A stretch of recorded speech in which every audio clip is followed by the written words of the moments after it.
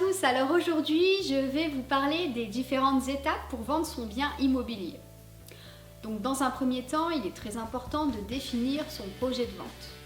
Vous souhaitez vendre pour acheter plus grand ou alors pour changer de région? Connaître son délai de cession est essentiel. En effet, une vente peut être plus ou moins longue selon si vous êtes pressé ou non. Deuxième étape, vendre seul ou avec un professionnel, c'est à vous de choisir. Tout le monde peut vendre son bien via les sites spécialisés tels que PAP ou alors Le Bon Coin. Mais néanmoins, pour garantir sa réussite, il y a quand même quelques règles à savoir. Donc vendre seul, c'est quand même un pari risqué. En passant par un professionnel, vous aurez le choix avec un mandat simple ou un mandat exclusif. Troisième étape, estimer son bien au prix du marché. Savez-vous combien vaut votre maison ? La réponse à cette question ne peut pas s'improviser. Pour connaître le prix de votre bien, vous devez faire une estimation. C'est une étape importante qui suppose de connaître tous les critères d'évaluation. C'est le cas d'un agent immobilier. Quatrième étape, la constitution du dossier de vente. Donc il est obligatoire de constituer un dossier de vente pour toute transaction immobilière. Donc dans un premier temps, il y a tous les documents relatifs au bien en lui-même, donc avec le titre de propriété, les plans ou encore le règlement de copropriété. Mais il y a aussi les diagnostics, donc tout ce qui est DPE, état d'installation électrique, le RP, le plomb. Tous ces diagnostics sont obligatoirement faits par un professionnel, mais ils sont aussi limités dans le temps.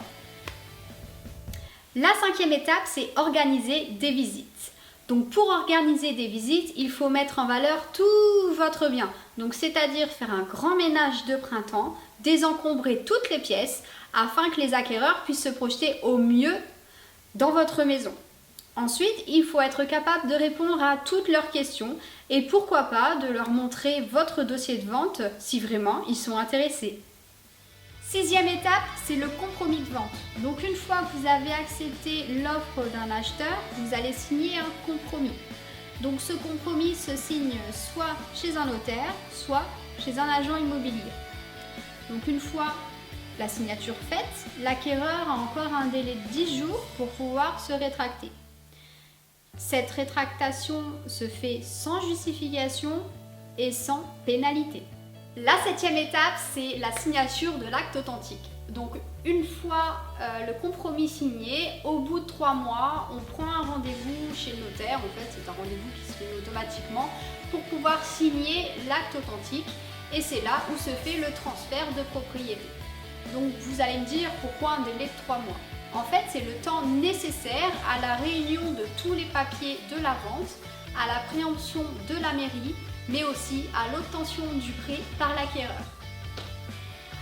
Donc voilà, j'espère que cette vidéo vous aura plu et que ces explications ont été très claires pour vous. Dans tous les cas, je vous dis à très bientôt pour de nouvelles vidéos. Ciao ciao!